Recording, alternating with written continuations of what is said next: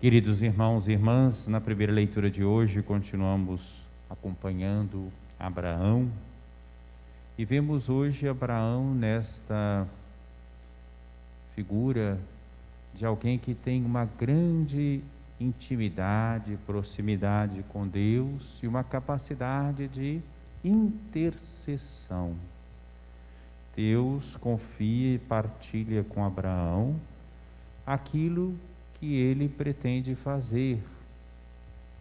A cidade de Sodoma era de péssima fama, e Deus que visita Abraão, conta a Abraão que vai justamente averiguar se é verdade aquilo que chegou até ele a respeito do comportamento de Sodoma e Gomorra.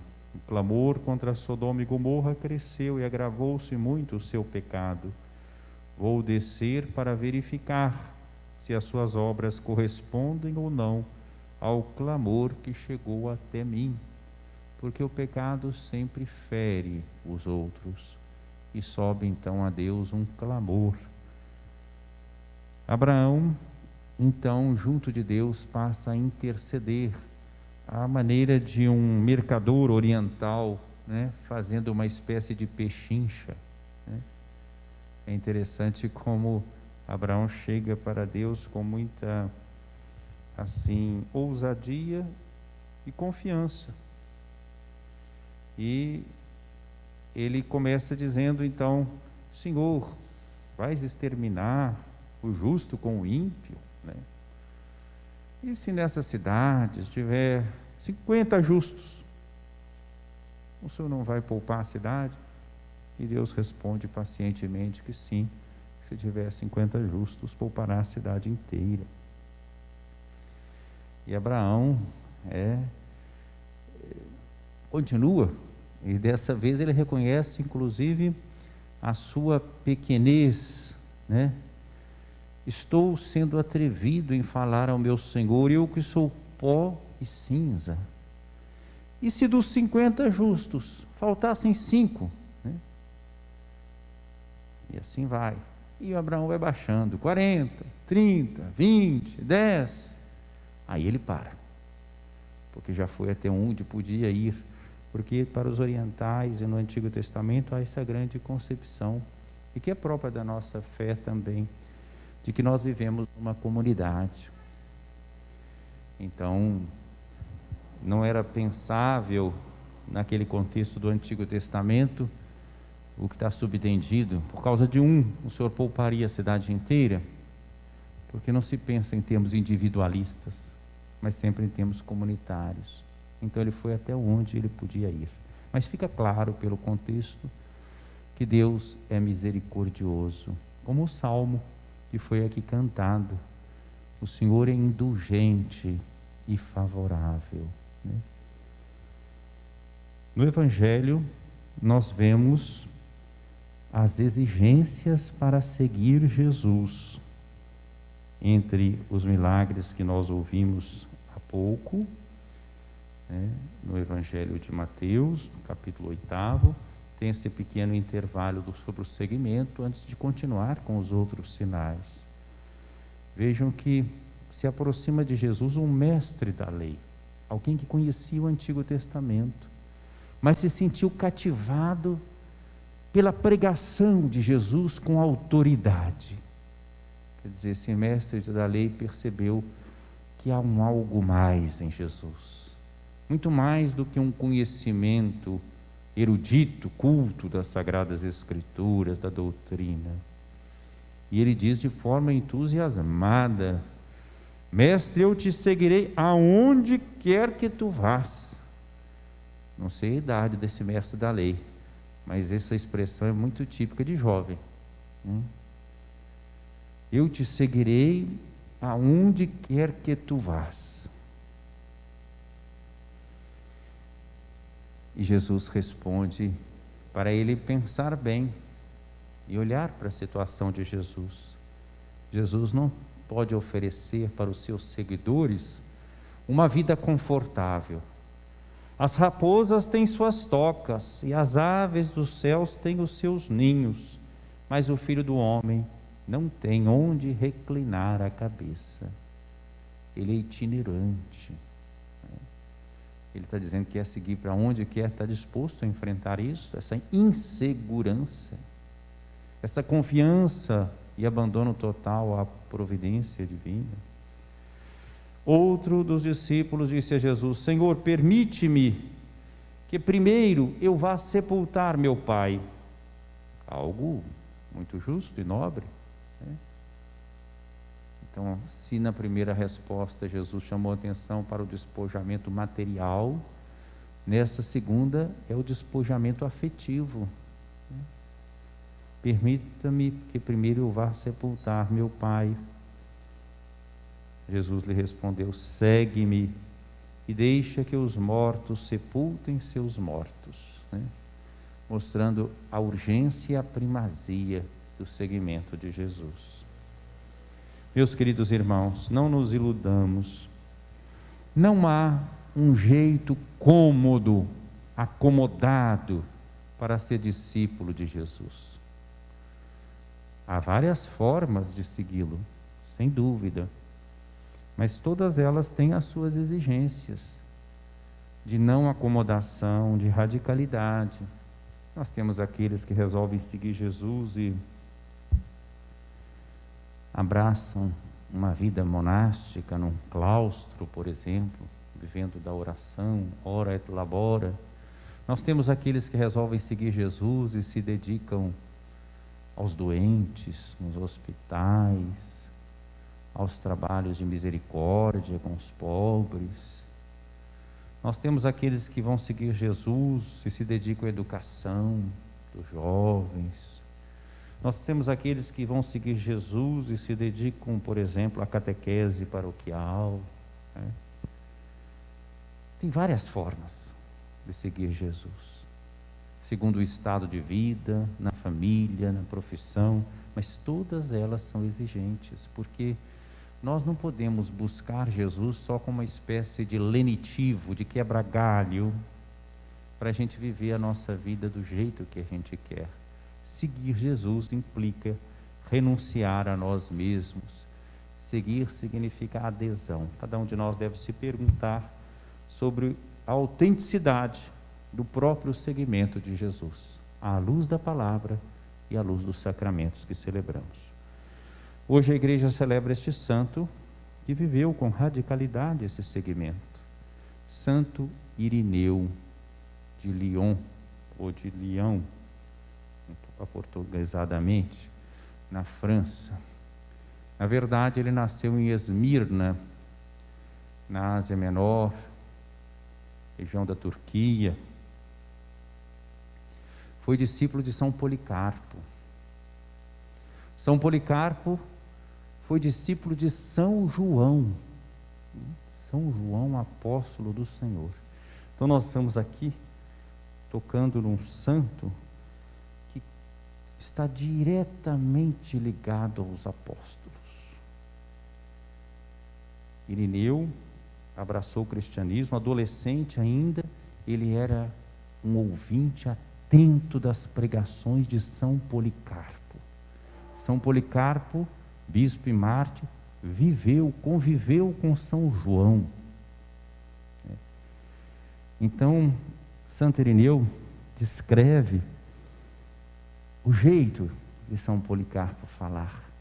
E nas suas cartas, inclusive numa carta que ele escreve a um outro companheiro, depois São Irineu vai com muitos outros que vão para o ocidente e vai para Gália, hoje França, região de Lyon, e lá ele será ordenado padre, né?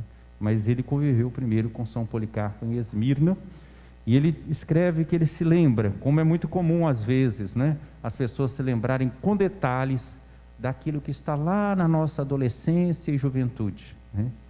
Então ele conta como que São Policarpo se sentava, onde ele se sentava, como ele começava a ensinar, como é que ele conduzia o ensinamento. Ele lembra de detalhes, é muito bonito, né? O que, graças a Deus, chegou até nós. E Irineu, então, é um homem que ama a igreja e percebe que a igreja, ela é fiel a Jesus Cristo no Espírito Santo. Onde está a igreja, diz ele, está o Espírito Santo, porque é ele que a conduz. E ele vai defender a igreja contra as heresias daquele tempo, não porque ele gostasse de ser assim, uma espécie de pensador, não. Ele mesmo disse, olha, eu sou até meio sem jeito para isso, mas diante da necessidade, ele vendo os hereges lá na região de Lyon, as ideias gnósticas começaram com pensamentos especulativos vindos do Oriente, e com ideias muito assim extravagantes, modificando as Escrituras, como se Deus fosse o inacessível, não o Criador de todas as coisas, mas que de Deus viessem outros seres intermediários, né? É a gnose. E um deles criou o mundo, seria, entre aspas, o Deus no Antigo Testamento, né? Jesus seria outro ser intermediário, enfim, todas umas teorias gnósticas. Santo Irineu vai se insurgir contra isso, argumentando com as Sagradas Escrituras e com a tradição apostólica, e ele ouviu dos apóstolos, né? Então é muito bonita a argumentação dele, e é um homem que realizou aquilo que está o seu nome, Irineu. Irineu é aquele que promove a paz, a pacificação, né? Então ele promovia a concórdia na igreja e defendia a verdade. Uma frase de Irineu muito bonita também, diz respeito ao ser humano: a glória de Deus é que o ser humano viva, e a vida do ser humano é a visão de Deus, né? Santo Oscar Romero, aqui na América Latina, vai até se aproveitar dessa citação de Santo Irineu e aplicá-la ao nosso contexto. A glória de Deus é que o homem viva, né? E a visão, e a vida do homem é a visão de Deus. Santo Oscar Romero vai dizer, no contexto da América Latina, a glória de Deus é que o pobre viva, né? Sim, porque é um ser humano, né? Muito bem. Então esse grande Santo Irineu vai nos deixar vários escritos sobre Jesus Cristo como centro da história, sobre a Santíssima Trindade, cuja elaboração da linguagem ortodoxa ainda estava em curso, sobre a Eucaristia, e ele vai ser enviado como emissário do bispo de Lyon para Roma, para resolver exatamente algumas dessas questões. O bispo de Roma já estava velho, de Lyon estava velhinho, mandou ele então até Roma para ouvir lá do bispo de Roma, né, que era sucessor de Pedro e Paulo, né? Santo Irineu então vai fazer essa viagem, né, como hoje, que é uma viagem confortável, você vai de avião, ou de trem, ou de carro, uma viagem longa. E a igreja de Lyon enfrentando de fora perseguições, ainda do tempo do Império Romano, estamos no século II. De dentro, as heresias. Então vocês estão achando que nós estamos difícil hoje, quando vê divisão da igreja? Ele tinha ataque de fora e de dentro, né? De fora perseguições dos romanos, de dentro heresia. Nos tempos de hoje, comparando, às vezes, em alguns lugares, até mais calmos, em outros não. Mas, então, ele vai, e quando ele vai, são martirizados no ano de 177, vários cristãos em Lyon, inclusive o bispo que o enviou. Já era nonagenário, foram todos mortos. Quando ele voltou, com a resposta de Roma, e com clareza, né, ele foi chegando, deu a resposta de Roma, e o pessoal já o aclamou bispo, né? Então ele vai ser o bispo Irineu de Roma, de Lyon, e que vai exercer uma influência muito grande, por esses seus escritos simples, mas muito bem fundamentados nas Sagradas Escrituras, simples comparando com outros pensadores especulativos, nas Sagradas Escrituras e na tradição, e mostrando então a beleza. Tudo isso é importante porque isso vai influenciar a doutrina da igreja e futuramente os concílios, porque ele vai nos permitir uma ligação com a fonte apostólica. Então ele mostra que realmente Deus atua na Escritura e na tradição, né? Ele é um dos elementos que faz essa tradição. Eusébio de Cesareia, historiador da igreja, vai citar muito também Santo Irineu, e muitos outros os citarão. vai morrer mártir também. São Martinho de Tours, que viveu naquela região, dá testemunho de que Irineu também foi martirizado. Então hoje celebramos esse bispo e mártir, Santo Irineu, um dos padres da igreja mais antigos, considerado dos últimos padres apostólicos, tal a proximidade dele dos apóstolos.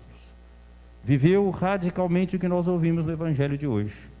As raposas têm suas tocas e as aves dos céus têm os seus ninhos, mas o Filho do Homem não tem onde reclinar a cabeça. Saiu de Esmirna, foi parar em Lyon, tornou-se defensor da fé, padre e bispo, missionário. Vai ter um influxo sobre toda a Gália, ajudando em toda aquela região, vai ter influência no Ocidente. Mais recentemente, início do século passado, descobriu-se escritos de Santo Irineu no Oriente, porque ele escrevia em grego, a região dele original era grega. Um pequeno resumo da fé, uma descoberta preciosa lá na região da Síria. Então se tornou a luz do Ocidente, vindo do Oriente, se tornou a luz do Ocidente, o grande Santo Irineu. Que ele reze por nós, para que nós possamos seguir Jesus como nós ouvimos no Evangelho de hoje. Segue-me e deixa que os mortos sepultem seus mortos. Hoje tem muita gente querendo adaptar o Evangelho às suas ideologias políticas e sociais. Querem ter uma vida tranquila, julgando os outros, ao invés de se comportarem como quem se despoja para seguir Jesus. Que Santo Irineu nos livre desse falso seguimento e nos ajude com sua intercessão e exemplo a seguir Jesus como ele quer ser seguido, sem privilégios, com radicalidade, na verdade, na autenticidade. Louvado seja nosso Senhor Jesus Cristo. Para sempre seja louvado.